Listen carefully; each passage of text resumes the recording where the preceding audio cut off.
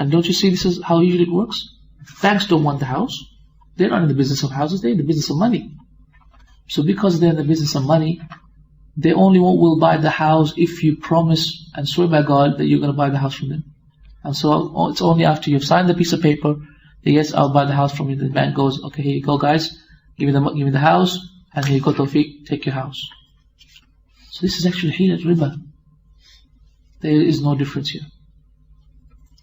So therefore this is one of the problems that usually a lot of Islamic charities, Islamic solutions to the current problems have. That is actually hilat riba. Second problem is that it embodies two contracts in one contract. As we just showed you, he has only bought it because he has sold it to me as well in the same contract. Otherwise he would not have done it because it's too much risk for the bank, because the bank might buy the house, you might not find a buyer, seller, someone will buy the house from the bank and at the price the bank wants. So this is why there is actually sometimes, in most cases, two sales in one sale. And also, it does not follow the principle of profit and loss. Rahim has a guaranteed profit. He has a guaranteed profit because he went ahead and he bought the car for 10 and he sold it to me in the same contract for 12. So he has a guarantee of 12,000. There is no way of loss. Had Rahim just bought the car and then I had the choice to buy the car or not to buy the car, then there would be a problem because Rahim had the possibility of making a loss. He might not find a buyer after me after I go away. He might find a buyer who will only buy it for 8, not for 10. So he might end up losing £2,000 instead of making £2,000, right? So this is why when you have two contracts in one contract, the reason is because one of the parties want to guarantee its own profit. However, Islam does not allow that. Islam always says profit with loss, loss with profit. If you want to make money, you must have the possibility of losing it as well. Okay, this is based on the fact that Rasulullah said in a beautiful hadith. He said, "Al-kharaju bid-daman." Verily, profit is with loss, and profit is with the guarantee of loss. Al-kharaju bid-daman, profit was the guarantee of loss. What happened? What happened was he said this because once a companion, he bought a slave from another man, and so he used this. And then the slave stayed with the man. And he did a lot of work for the man, for this companion. He did a lot of work for the companion, about a week or so. However, after a week, he found something in the slave, a defect in the slave. Okay, I don't know, perhaps it was a blind eye, whatever, and one of his eyes was blind. And so he took that slave back to that companion and said, "Hey, I bought a slave from you with the condition that he is perfectly right, perfectly okay, but he has a defect. So I want my money back."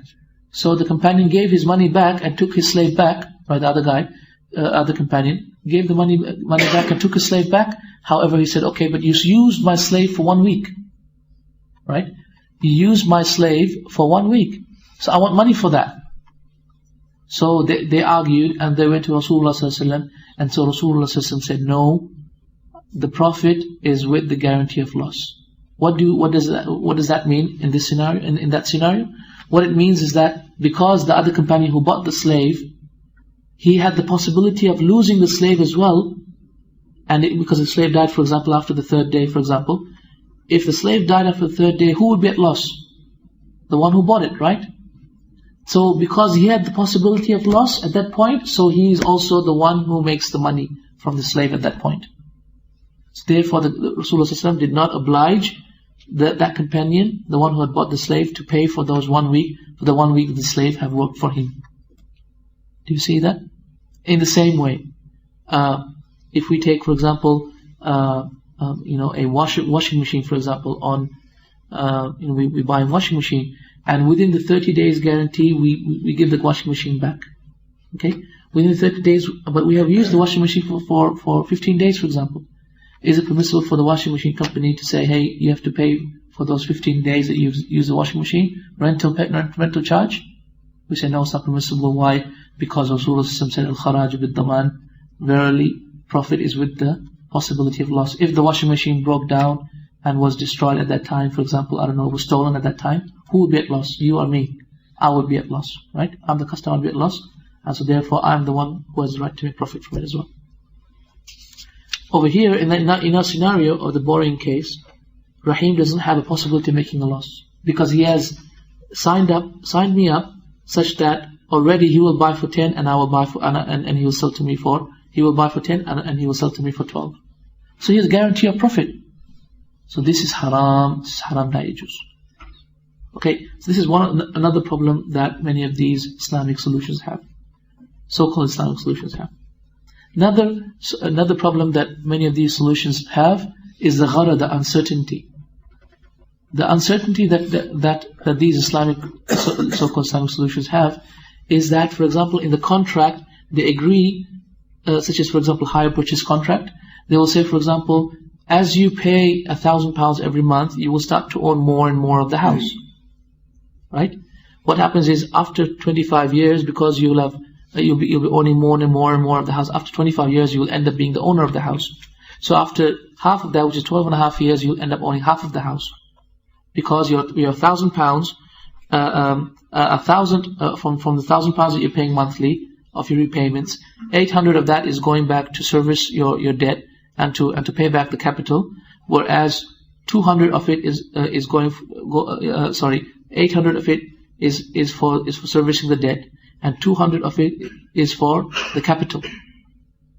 So as you go increase and increase, and you come until 12.5 years, for example, and you have half of your money, 500 of your debt of your money is going for servicing the debt, and half of it is going for paying back the capital.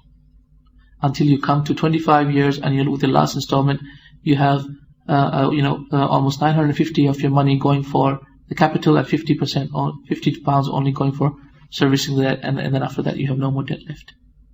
This is how it works, right? So you end up buying more and more of the house as time goes on. This is uncertainty. How? Because at every stage you don't know how the house is going to be, and that extra percentage of the house that you're buying, right? The extra percentage of the house that you're agreeing to buy. You're agreeing to buy that 1% of the house in 10 years, and more and more of the house in 25 years. But you don't know the condition of the house at that point. And so that is the uncertainty in the contract. That there is uncertainty in the contract because you're buying more and more of the house, but you don't know what the condition of the house will be. The next point that most of these Islamic systems, so-called Islamic systems, have is that it embodies a condition that goes against the part and parcel of contract. Like, for example, it will say, when you end up owning a house, yes, you can continue owning your house until 25 years. However, note this: you can't sell off your house, or you can't break down the house, or you can't even in your own part. Even if you end up owning half of it, still you can't sell off half of your house. So it stipulates a condition that you cannot do that, and that is a problem. That is a problem. That is a problem. Why? Because that condition goes against the real purpose of being an owner. And the purpose of being an owner is that you have the ability to use your ownership, the commodity that you own, in any way you like. You sell it, you give it as a gift, you give it as a bequest, whatever you want. However, these conditions usually, in most cases than not, they stop this.